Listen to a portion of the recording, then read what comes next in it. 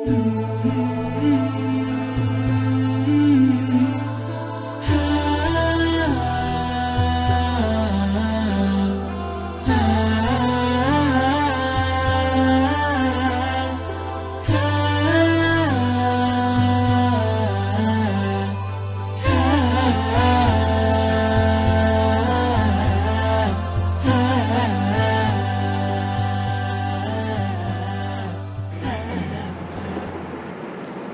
لام میم ذلک الکتاب لا ریب فیہ ھدی للمتقین صدق اللہ العظیم۔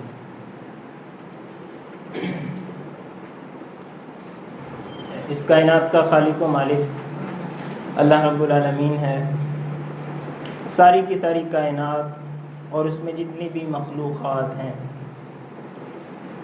وہ ساری کی ساری اللہ تعالیٰ کی بنائی ہوئی ہیں۔ صرف دو ہی چیزیں ہیں، یا خالق ہے یا مخلوق ہے، اس کے علاوہ تیسری کوئی چیز نہیں ہے، اور خالق صرف اللہ کی ذات ہے، اس کے علاوہ ساری کی ساری مخلوقات ہیں۔ تو اللہ تعالیٰ نے یہ دنیا بنائی ہے، یہ مخلوقات بنائی ہیں۔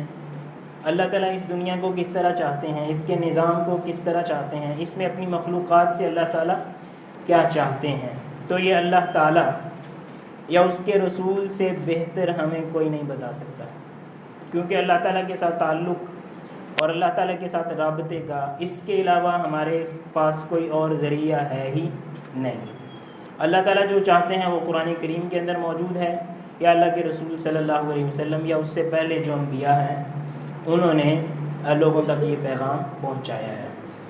تو اللہ تعالیٰ کے ساتھ تعلق کا جو ذریعہ ہے، جو رابطے کا ذریعہ ہے، اس کے ساتھ ہمارا تعلق مضبوط سے مضبوط تر ہونا ضروری ہے۔ اگر اس کے ساتھ ہم کمزور ہمارا تعلق رہ گیا، یا اس کے ساتھ جو ہے ہم نے لاپرواہی کا رویہ اختیار کیا، تو پھر ایسے ہوگا کہ اللہ تعالیٰ کی مخلوق اور اللہ تعالیٰ کی بنائی ہوئی کائنات میں تو ہم رہیں گے، لیکن اس طرح نہیں رہ سکتے جس طرح اللہ تعالیٰ چاہتا ہے۔ اللہ تعالیٰ جو ہمیں اس دنیا کے اسرار و رموز سے آگاہ کرنا چاہتے ہیں، ہم اس سے بے خبر رہ کے اس دنیا کے اندر کبھی بھی اچھی زندگی گزار نہیں سکتے۔ اور پھر اللہ تعالیٰ کا یہ نظام ہے کہ ایک وقت آئے گا، یہ دنیا ختم ہو جائے گی، ایک اور جہاں اللہ تعالیٰ آباد کریں گے، قیامت قائم ہو جائے گی۔ تو اس کے بعد والی زندگی جو ہے وہ کس طرح کی ہوگی، اس میں لوگ کس طرح رہیں گے، وہ بھی ساری کی ساری چیزیں اللہ تعالیٰ ہی ہمیں بہتر طریقے سے بتا سکتے ہیں۔ اس لیے ہم یہ کہتے ہیں کہ دونوں جہانوں کی کامیابی جو ہے وہ صرف اور صرف اللہ اور اس کے رسول صلی اللہ علیہ وسلم کے ساتھ تعلق کے مضبوط ہونے پہ منحصر ہے۔ جس کا اللہ اور اس کے رسول کے ساتھ تعلق مضبوط ہوگا، اس کے دونوں جہان کامیاب ہوں گے، وہ دونوں جہانوں میں، دنیا اور آخرت دونوں میں کامیابی اس کے لیے ہوگی۔ اور جس کا اللہ اور اس کے رسول صلی اللہ علیہ وسلم کے ساتھ تعلق کمزور ہو گیا، وہ اس جہاں میں بھی برباد ہو جائے گا، اور اس جہاں میں بھی اس کے لیے ذلت اور رسوائی کی اور کوئی چیز نہیں ہوگی۔ تو میں نے عرض کیا کہ اللہ تعالیٰ کے ساتھ رابطے میں رہنے کے لیے ہمارے پاس دو ذریعے ہیں، ایک قرآن ہے، دوسرا اللہ کے رسول صلی اللہ علیہ وسلم کا فرمان ہے۔ تو میں قرآن کریم کے حوالے سے کچھ باتیں آپ کے سامنے عرض کرنا چاہتا ہوں کہ قرآن کریم کے ساتھ ہم اپنا تعلق کیسے مضبوط کر سکتے ہیں، یا قرآن کریم کے ساتھ ہمارا تعلق ہے کہ نہیں ہے، اس کو ہم کیسے ٹیسٹ کر سکتے ہیں، اس کو ہم کیسے چیک کر سکتے ہیں۔ ویسے تو کہنے کو ہم سب مسلمان ہی ہیں نا جی، تو اللہ کے اوپر ایمان لاتے ہیں، اللہ کے رسول پہ ہمارا ایمان ہے، تمام انبیاء پہ ایمان ہے، کتابوں پہ ایمان ہے، یہ تو ہماری ایمانیات کے اندر موجود ہے۔ لیکن کیا واقعتاً ہمارا قرآن کے ساتھ تعلق ہے کہ نہیں ہے، یا قرآن کے ساتھ اگر ہم تعلق رکھنا چاہتے ہیں تو ہمیں کیا کرنا چاہیے، یہ میں آپ کو انشاءاللہ اس خطبہ جمعہ میں مختصراً عرض کرنے کی کوشش کرتا ہوں۔ تو میں آپ سے عرض کرتا ہوں کہ کسی بندے کا قرآن کے ساتھ تعلق ہے کہ نہیں ہے، اس کو اپنے آپ سے 5 سوال پوچھ لینے چاہیے۔ ہر بندہ اپنے آپ سے 5 سوال پوچھ کے اس بات کا اندازہ کر سکتا ہے کہ اس کا قرآن کے ساتھ تعلق ہے کہ نہیں ہے۔ بالکل آسان اور سادہ سی باتیں، اس میں کوئی مشکل بات نہیں ہے، بالکل عملی اور پریکٹیکل جو چیزیں ہیں وہ میں آپ کے سامنے رکھتا ہوں۔ تو قرآن کریم کے ساتھ تعلق کے حوالے سے اپنا جائزہ لینے کے لیے میں آپ کے سامنے 5 سوال رکھتا ہوں جو ہم میں سے ہر بندے کو اپنے آپ سے ہر روز پوچھنے چاہیے۔ وہ 5 سوالات کون کون سے ہیں؟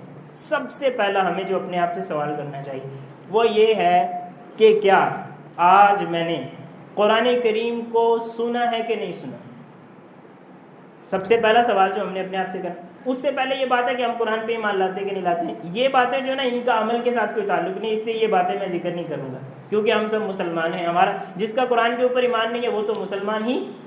اس لیے عمل والی یعنی ایمان والی بات کو چھوڑ کے, عقیدے والی بات کو چھوڑ کے میں کچھ عملی باتیں آپ کے سامنے رکھنا چاہتا ہوں. تو قرآن کریم کے ساتھ اپنے تعلق کو چیک کرنے کے لیے اور ٹیسٹ کرنے کے لیے ہمیں سب سے پہلا سوال جو اپنے آپ سے پوچھنا چاہیے نا وہ یہ ہے کہ کیا میں نے آج قرآن کریم کو سنا ہے کہ نہیں سنا.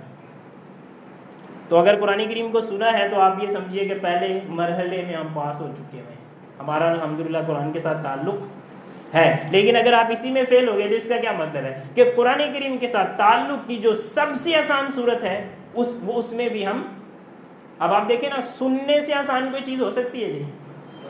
قرآن کو پڑھنے کی بھی اگر بات کریں نا تو پڑھنا بھی سننے کی نسبت مشکل ہے. آپ کسی کو قرآن کریم پڑھنے کی بات کریں کہ وہ آپ کو یہ کہے گا جی مجھے پڑھنا نہیں آتا, مجھے یہ مسئلہ ہے, مجھے وہ مسئلہ ہے, میری آنکھوں کا مسئلہ ہے, میری زبان کا مسئلہ ہے. لیکن اگر آپ کسی بندے کو کہیں کہ آپ قرآن سنیں تو وہ یہ کہہ سکتا ہے؟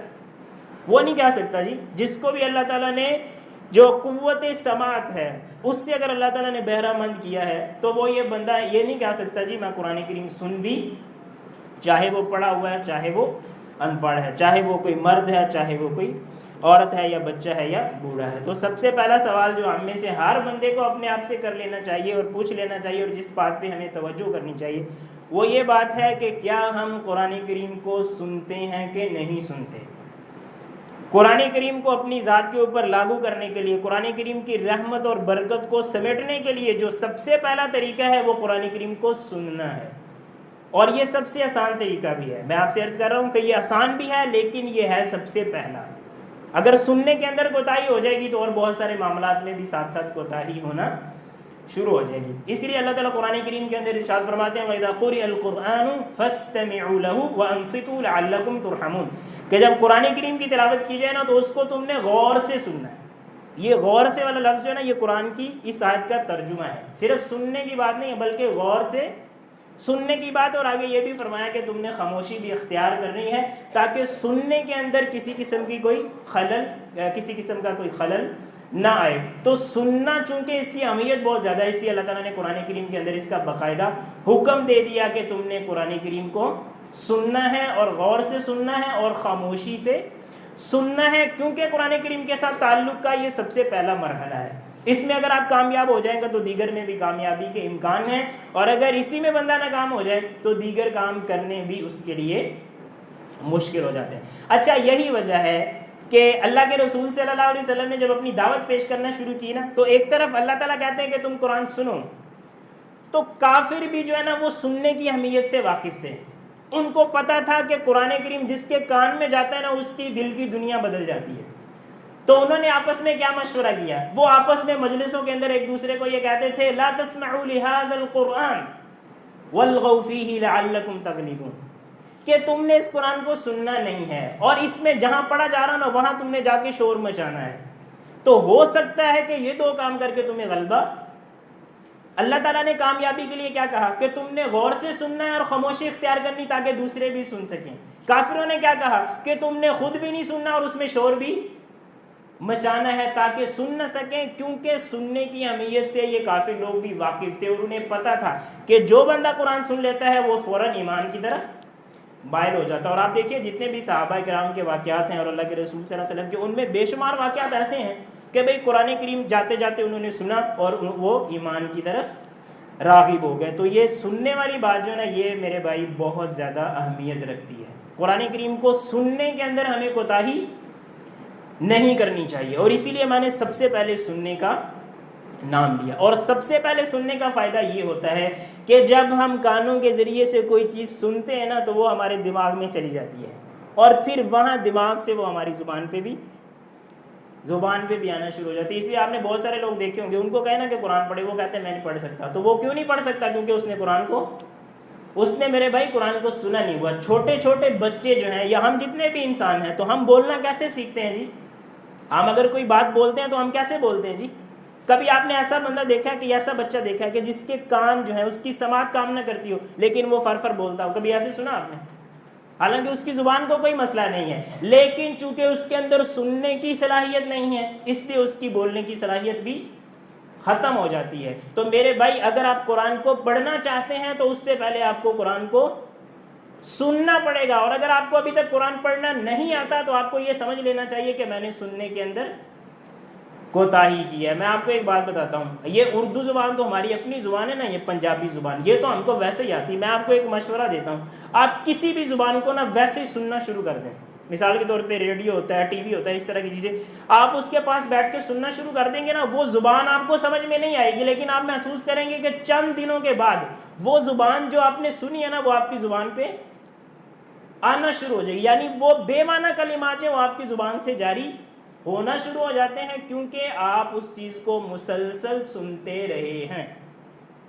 تو اس لیے میں یہ کہہ رہا ہوں کہ ہمیں قرآن کریم کے ساتھ اگر تعلق کی طرف ہم آنا چاہتے ہیں تو عام طور پہ ہم کہتے ہیں چلو جی قرآن کو پڑھنا شروع کریں، تو پڑھنا تو چاہیے، ضرور پڑھنا چاہیے، یہ قرآن کا دوسرا بنیادی حق ہے، لیکن اس سے پہلے یہ سننے والی کمی جو ہے اس کو ہمیں پورا کرنا چاہیے۔ خیر، سب سے پہلا کام جو ہے میں نے عرض کیا، قرآن کے ساتھ ہمیں قرآن کریم کو ہمیں سننا چاہیے، اور پھر دوسرے نمبر پہ اس کو ہمیں پڑھنا چاہیے۔ اور اگر اس کو سوال کے انداز میں کہیں تو جیسا کہ میں نے عرض کیا کہ سب سے پہلے ہمیں اپنے آپ سے یہ سوال کرنا چاہیے کہ کیا میں نے قرآن کو سنا ہے، اور پھر دوسرا سوال یہ کرنا چاہیے کہ کیا آج میں نے قرآن کو پڑھا ہے کہ نہیں پڑھا۔ اچھا، ایک بات میں اور عرض کرنا چاہتا ہوں کہ قرآن کو سننے یا پڑھنے کے حوالے سے نا آپ کسی بھی مسلمان سے بات کر لیں، ان سے اگر آپ یہ پوچھیں گے نا کہ آپ قرآن سننا چاہتے ہیں یا آپ قرآن پڑھنا چاہتے ہیں، وہ آپ کو اس بات کا جواب یہ نہیں دے گا کہ میں سننا چاہتا ہوں یا پڑھنا چاہتا ہوں۔ میں یہ سمجھتا ہوں وہ آپ کو یہ جواب دے گا کہ جناب آپ مجھے مسلمان نہیں سمجھتے، آپ مجھ سے یہ سوال کیوں کر رہے ہیں، آپ مجھے کیوں پوچھ رہے ہیں کہ آپ قرآن پڑھنا چاہتے ہیں کہ نہیں پڑھنا چاہتے، آپ سننا کیونکہ میں تو مسلمان ہوں۔ اس کا مطلب کیا کہ ہمارے لاشعور میں یہ بات بیٹھی ہوئی ہے کہ وہ بندہ مسلمان ہی نہیں ہے جو قرآن کو سنتا یا پڑھتا نہیں ہے۔ لیکن آپ عملی طور پہ ذرا دیکھیے کہ عملی طور پہ وہ کام جس کو ہم مسلمانوں والا کام سمجھتے ہی نہیں ہیں، وہ ہمارے اندر رویہ کتنا زیادہ پایا جاتا ہے۔ میں آپ کو ایک دو مثالیں دیتا ہوں تاکہ بات سمجھ میں آ جائے۔ آپ دیکھیں، ہم میں سے ہر بندہ اگر قرآن سننا چاہتا ہے نا تو ہم مسلمان ہی ہوتے ہیں نا جو گاڑیوں میں سفر کر رہے ہوتے ہیں، ہم مسلمان ہی ہوتے ہیں نا کہ جن کے گھروں سے اونچی اونچی آواز میں گانوں کی آوازیں آ رہی ہوتی ہیں، ہم مسلمان ہی ہوتے ہیں نا جو بڑے بڑے فنکشن اور اس طرح کی چیزیں کر رہے ہوتے ہیں۔ تو اس میں اگر قرآن سننے والے یہ لوگ ہیں تو وہاں سے قرآن کی آواز آخر کیوں نہیں آتی؟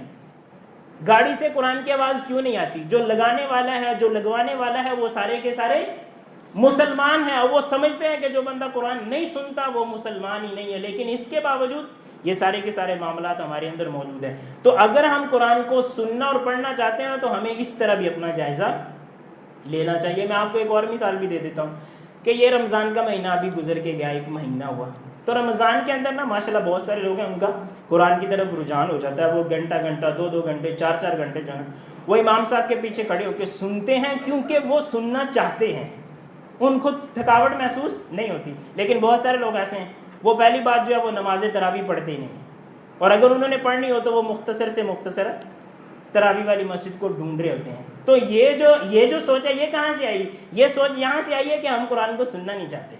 اگر ہم سننا چاہتے ہوتے تو ہم تو ایسے امام کا انتخاب کریں گے جو زیادہ سے زیادہ قرآن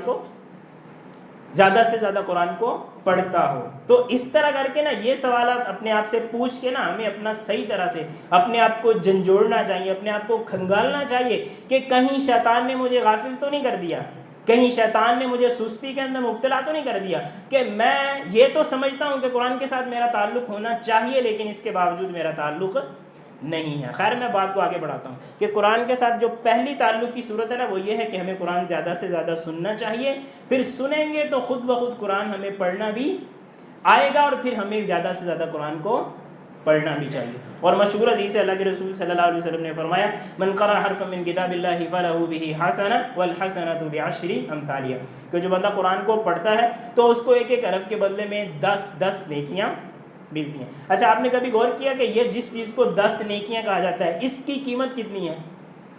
مثال کے طور پہ کسی بندے کو کہا جائے کہ بھائی آپ میرا یہ کام کریں گے نا تو جتنے حرف آپ پڑھیں گے میں آپ کو اس بدلے میں 10 روپے دوں گا، آپ کے خیال میں یہ 10 روپے زیادہ بڑے ہیں یا 10 نیکیاں زیادہ بڑی ہیں؟ تو 10 نیکیاں زیادہ بڑی ہیں، اس میں کسی کو کوئی اشکال ہی نہیں. یعنی اگر نیکی کوئی کرنسی کی شکل میں ہوتی تو یہ دنیا کی مہنگی ترین کرنسی ہوتی جو اللہ تعالیٰ بطور انعام کے ہمیں دیتے ہیں. لیکن آپ دیکھیے ہمارا رویہ کس طرح ہے کہ ہمیں اگر کوئی 10 روپے دے تو ہم اس کو گھنٹہ دینے کے لیے بھی تیار ہیں، لیکن جہاں ہمیں 10 نیکیاں کہیں جاتی ہیں وہاں ہم 1 منٹ دینے کے لیے بھی بعض دفعہ ہم تیار نہیں ہوتے. تو قرآن کریم جو ہے نا اس کو اس لیے بھی پڑھنا چاہیے کیونکہ وہ ہماری ایک مقدس کتاب ہے، اور اس کو اس لیے بھی پڑھنا چاہیے کہ اس سے پڑھنے سے ہمیں نیکیاں ملتی ہیں. قرآن کریم کو پڑھنے سے دل کو سکون اور اطمینان ملتا ہے. الذین آمنوا وتطمئن قلوبهم بذکر اللہ الا بذکر اللہ تطمئن القلوب، کہ جن کو جو ایمان والے ہیں ان کو تو سکون ہی تبھی ملتا ہے جب وہ اللہ کا ذکر کرتے ہیں. اور ذکر کی سب سے جو افضل صورت ہے اور بہترین ذکر جو ہے وہ قرآن کریم ہے. تو 2 باتیں جناب میں نے آپ کے سامنے عرض کی ہیں کہ قرآن کو ہمیں سننا چاہیے، پھر ہمیں پڑھنا چاہیے. اس سے اگلی ایک اور چیز ہے کہ قرآن کو ہمیں حسب توفیق یاد بھی کرنا چاہیے. سننا اور پڑھنا یہ ضروری ہے، یاد کرنا ویسے ضروری نہیں ہے ہر بندے کے لیے. لیکن میں آپ کو ایک بات بتاتا ہوں کہ جو بندہ قرآن کو سننا اور پڑھنا شروع کر دیتا ہے نا، قرآن اسے خود بخود یاد ہوتا ہوگا. اور اس بات کا آپ اندازہ کریں گے کہ وہ بزرگ جن کو اللہ نے توفیق دی ہوئی کہ وہ شروع سے ہی ماشاءاللہ وہ نمازوں میں اول صف میں ہوتے ہیں، قرآن پڑھنے کا ان کا ایک مزاج ہے، تو وہ بعض دفعہ امام صاحب کے پیچھے کھڑے ہو کے ان کو وہ بتانا بھی شروع کر دیتے ہیں. کیوں؟ حالانکہ انہوں نے قرآن کو حفظ نہیں کیا ہوا، لیکن وہ قرآن کو مسلسل سنتے رہتے ہیں، وہ قرآن کو مسلسل پڑھتے رہتے ہیں، تو قرآن کریم آہستہ آہستہ خود بخود انہیں یاد ہونا شروع ہو جاتا ہے. تو تیسرا کام یاد کرنے والا ہے، لیکن یہ یاد کرنا میں عرض کرتا ہوں ضروری نہیں ہے. لیکن بہر صورت ایسے لوگ ہونے چاہیے جو قرآن کریم جن کے سینوں میں بھی محفوظ ہو، کیونکہ قرآن کریم کی حفاظت کی 2 ہی صورتیں ہیں. ایک وہ سینوں میں محفوظ ہوتا ہے، دوسرا وہ ہاتھوں سے لکھا جاتا ہے. تو ہاتھوں سے لکھنے والے بھی مسلمانوں کے اندر ہونا ضروری ہیں، اور اس کو سینوں میں محفوظ کرنے والے بھی اس امت کے اندر ہونے چاہیے. اور اس کی فضیلت کے لیے ایک لمبی چوڑائی یہ تو موضوع ہے، لیکن میں آپ کو صرف ایک بات عرض کرتا ہوں کہ اللہ نے قرآن کی حفاظت کا ذمہ لیا ہوا ہے، تو قرآن کو حفظ کرنے والوں کی اس سے بڑی کیا فضیلت ہو سکتی ہے کہ اللہ تعالیٰ نے حفاظت قرآن کا جو پروجیکٹ لانچ کیا وہ اس کا ایک حصہ بن جاتے ہیں، اس کا وہ ایک ملازم بن جاتے ہیں، اس کا وہ ایک سلسلے کی ایک کڑی بن جاتے ہیں، اس چین کا وہ ایک حصہ بن جاتے ہیں کہ ان کے سینوں میں حفظ کرنے کو اللہ تعالیٰ نے اپنی حفاظت سے تعبیر کیا. اب آپ دیکھیں نا، اللہ تعالیٰ یہ فرماتے ہیں اِنَّا نَحْنُ نَزَّلْنَا الذِّكْرَ وَإِنَّا لَهُ لَحَافِظُونَ، کہ ہم نے اس کو نازل کیا تو ہم نے اس کی حفاظت بھی کرنی ہے. تو قرآن کی حفاظت اللہ تعالیٰ کیسے کرتے ہیں؟ کوئی آسمانوں سے لکھے لکھائے نسخے تو نہیں آتے، آسمانوں سے فرشتے آ گئے تو ہمیں قرآن. آپ دیکھیے اب تک قرآن 14 صدیوں سے اگر محفوظ ہے تو اس کی 2 ہی شکلیں ہیں کہ اس امت میں شروع سے لے کے اب تک اور قیامت تک ایسے جلیل القدر اور نیک لوگ رہیں گے جو مسلسل قرآن کو لکھتے بھی رہیں گے اور اس کو سینوں میں محفوظ کرتے بھی رہیں گے. تو یہ 3 باتیں ہوں گئی جی کہ ہمیں قرآن کو سننا چاہیے، پھر پڑھنا چاہیے، پھر اس کو حسب توفیق یاد کرنے کی کوشش کرنی چاہیے. اس کے بعد ایک چوتھا کام ہے اور وہ سب سے اس کو آپ اہم کام بھی کہہ سکتے ہیں، اور اس بات کو اللہ تعالیٰ نے قرآن کریم کے اندر یوں بیان فرمایا ہے کتاب انزلناہ الیک مبارک لیدبروا آیاتہ ولیتذکر اولو الالباب، کہ یہ بابرکت کتاب اس کو نازل ہی اس لیے کیا گیا ہے تاکہ لوگ اس کے اوپر غور و فکر کریں، اور جن کو اللہ نے عقل کی نعمت سے نوازا ہے وہ اس سے نصیحت حاصل کریں. تو یہ جو تدبر قرآن ہے یا فہم قرآن ہے یا قرآن کو سمجھنا ہے، یہ قرآن کریم کا چوتھا اور سب سے آپ کہہ سکتے ہیں کہ ایک بنیادی حق ہے. اور جو بندہ قرآن کو سنتا ہے، پڑھتا ہے، حسب توفیق کو یاد کرتا ہے، اس کو بہت ساری چیزیں خود بخود سمجھ میں آنا شروع بھی ہو جاتی ہیں. تو اس لیے اس کو چوتھے نمبر پہ رکھا گیا ہے. اس کو اگرچہ یہ اہم چیز ہے لیکن اس کو پہلے نمبر پہ بیان نہیں کیا. کیوں؟ کیونکہ جب تک آپ قرآن سننے اور پڑھنے کی اہلیت نہیں ہے تو سمجھنے کی تو بالاولیٰ اہلیت پیدا نہیں ہو سکتی. تو قرآن کریم کو سمجھنا جو ہے یہ قرآن کریم کا بنیادی چوتھا حق ہے جس کے اوپر ہم سب کو بہت زیادہ محنت کرنی چاہیے. اچھا، فہم قرآن کے حوالے سے میں ایک بات عرض کرنا چاہتا ہوں. ہمارے اندر نا 2 انتہائیں موجود ہیں بہت سارے لوگوں میں. الحمدللہ اکثر لوگ صحیح ہیں، لیکن کچھ لوگ ایسے ہیں کہ وہ 2 فرقوں میں بٹ گئے اور ان دونوں کے اندر افراط و تفریط موجود ہے. ایک فرقہ وہ ہے، وہ کہتے ہیں جی قرآن کسی کو سمجھ آ ہی نہیں سکتا، جی قرآن اتنا مشکل ہے، وہ تو بڑے علامہ فہمہ صاحب کوئی ہوں گے تو ان کو ہی سمجھ میں آئے گا. تو عام بندہ جو ہے نا مطلب یہ سوچ جو ہے وہ اتنی انتہا کو پہنچی کہ بعض لوگوں نے عام بندے کے لیے قرآن کو ترجمے کے ساتھ پڑھنا ہی حرام قرار دے. حالانکہ یہ بات غلط ہے. اس میں کوئی شک نہیں ہے کہ قرآن بڑی عظیم کتاب ہے اور اس کا حقیقی جو فہم ہے اور اس کے سارے معنی جو ہیں اس کو سمجھنے کا کوئی بڑا سے بڑا علامہ اور فہامہ اور مفسر قرآن بھی دعویٰ نہیں کر سکتا. لیکن اس کا یہ مطلب نہیں ہے کہ قرآن عام بندے کو سمجھ میں ہی. قرآن کے جتنے مضامین ہیں وہ ہر بندے کو، یعنی ان میں سے اکثر ایسے ہیں جو ہر بندے کو سمجھ میں آتے ہیں. اقیموا الصلاۃ وآتوا الزکاۃ وارکعوا مع الراکعین، زکوٰۃ دیں، روزے رکھیں، حج کریں، جھوٹ نہ بولیں، برائی نہ کریں. یہ جتنی باتیں ہیں کوئی ایسا بندہ جس کو یہ بات سمجھ میں نہ آتی؟ ہر بندے کو یہ بات سمجھ میں آتی ہے. یہ سادہ چیزیں ہیں. تو یہ چیزیں جو ہے نا، یعنی اس طرح نہیں کرنا چاہیے کہ بھئی قرآن ہمیں سمجھ میں ہی نہیں آتا. قرآن کو سمجھنے کی البتہ کوشش ہمیں کرتے رہنا چاہیے. اس حوالے سے جو دوسری گمراہی ہے نا وہ یہ ہے کہ بہت سارے لوگوں نے قرآن کو اتنا ہلکا لے لیا. وہ سمجھتے ہیں کہ جس طرح میں آپ کی بات سمجھ رہا ہوں آپ میری بات سمجھ رہے ہیں تو قرآن اس طرح ہر بندے کو. تو یہ بات بھی صحیح نہیں ہے. یہ بھی ایک بہت بڑا فتنہ ہے. اور اس بات کا اللہ تعالیٰ نے قرآن کے اندر ذکر بھی کر دیا ہے، یضل بہ کثیرا ویہدی بہ، کہ اس قرآن کے ذریعے اللہ تعالیٰ نے جس طرح ہدایت دینی ہے بہت سارے اس سے گمراہ بھی ہوں گے. تو گمراہ کنہوں نے ہونا؟ گمراہ انہوں نے ہونا جنہوں نے 14 صدیوں کو چھوڑ کے یہ کہنا کہ قرآن سارے کا سارا مجھے سمجھ میں آ رہا ہے. تو حدیثوں کو ایک طرف کر دو جی، علماء کو ایک طرف کر دو، مفسرین کو ایک طرف کر دو. یہ تو دین کے ڈاکو تھے، یہ تو دین کے دشمن تھے، انہوں نے تو دین کا بیڑا غرق. تو اس طرح کے لوگ جو ہیں وہ اصل میں سب سے بڑے گمراہ لوگ ہیں. تو ہمیں دو انتہاؤں کے درمیان میں رہنا ہے. قرآن کو سمجھنے کی کوشش کرنی ہے لیکن کوئی بڑا دعویٰ بھی نہیں کرنا جی مجھے ساری کچھ سمجھ آ رہی جی. مولوی صاحب تانوں نہیں سمجھ آ رہی، مینوں صحیح سمجھ آ رہی ہے. آپ لوگوں نے تو دین کا بیڑا کر دیا، آپ نے تو حدیثیں اپنی طرف سے لکھ لی، آپ نے تو یہ کر دیا وہ کر دیا. حالانکہ یہ بات اس طرح نہیں ہے میرے بھائی. آپ دیکھیے جس طرح قرآن اللہ کے رسول صلی اللہ علیہ وسلم کے زمانے میں نازل ہوا اور اللہ کے رسول صلی اللہ علیہ وسلم ساتھ ساتھ صحابہ کرام کو سمجھایا کرتے تھے، اس لیے کسی بھی زمانے میں علماء سے استغنا مستغنی نہیں ہوا جا سکتا. کوئی بندہ یہ نہیں کہہ سکتا کہ بھئی قرآن کریم اتنا آسان ہے کہ میں خود بخود پڑھ سکتا ہوں. میرے بھائی آپ کا دعویٰ تو یہ نا کہ آپ ترجمہ پڑھ سکتے ہیں، تو ترجمہ بھی تو کسی عالم دین کا لکھا ہوا ہے نا. آپ تو صرف ترجمہ پڑھ کے آپ کے اندر اتنی غلط فہمی پیدا ہو گئی ہے. دوسری طرف صحابہ کرام کو دیکھیے جو عربی زبان کو سمجھنے والے تھے، جو عربی زبان کے ماہر تھے، اس کے باوجود انہوں نے کبھی نہیں کہا کہ اللہ کے رسول آپ نے قرآن ہمیں بتا دیا بابا تشریح کی کوئی ضرورت نہیں، تشریح اسی آپ پہ کر لیں گے. کبھی اس طرح کی بات ہوئی؟ اس طرح کی بات کبھی ہو ہی نہیں سکتی. تو فہم قرآن کے حوالے سے ان چیزوں کا بھی ہمیں خیال رکھنا چاہیے. 4 باتیں میں نے عرض کی ہیں. آخری اور 5ویں بات میں عرض کرنا چاہتا ہوں کہ قرآن کریم کا 5واں بنیادی حق ہمارے اوپر یہ ہے کہ ہم اس کے اوپر عمل پیرا بھی ہوں.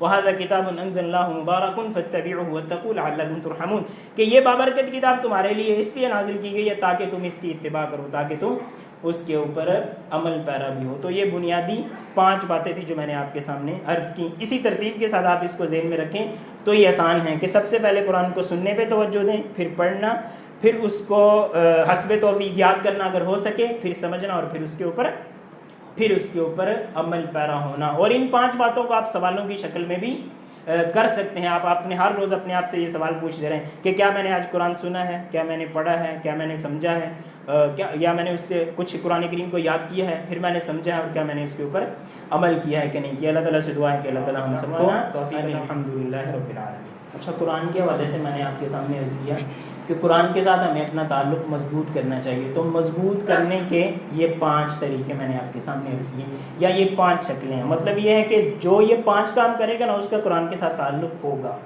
اور جو یہ 5 کام نہیں نہ کرے گا وہ چاہے قرآن کو چومتا چاٹتا رہے، اس کا قرآن کے ساتھ کوئی تعلق نہیں ہے. ایک بات میں اس کو دوبارہ پھر تھوڑا سا کھول کے بیان کرنا چاہتا ہوں کہ یہ لوگ جو ہے نا جن کے ذہن میں یہ کچھ ہمارے اندر ایسے عناصر پیدا ہو چکے ہیں جو کہتے ہیں جی ہمارے لیے صرف قرآن کافی ہے. یہ صرف قرآن والا نعرہ جو ہے نا یہ کبھی بھی امت کے اندر موجود نہیں رہا. آپ اب دیکھیے نا کہ اللہ کے رسول صلی اللہ علیہ وسلم جو آپ کی بعثت ہوئی ہے تو آپ کے ساتھ قرآن کریم کو نازل کیا گیا. اللہ تعالیٰ نے یہ نہیں کیا کہ ہر بندے کے ذہن میں قرآن کو اتار دیں، تو نبی کو ساتھ اتارنے کی کیا ضرورت ہے. تو چونکہ صرف قرآن کافی.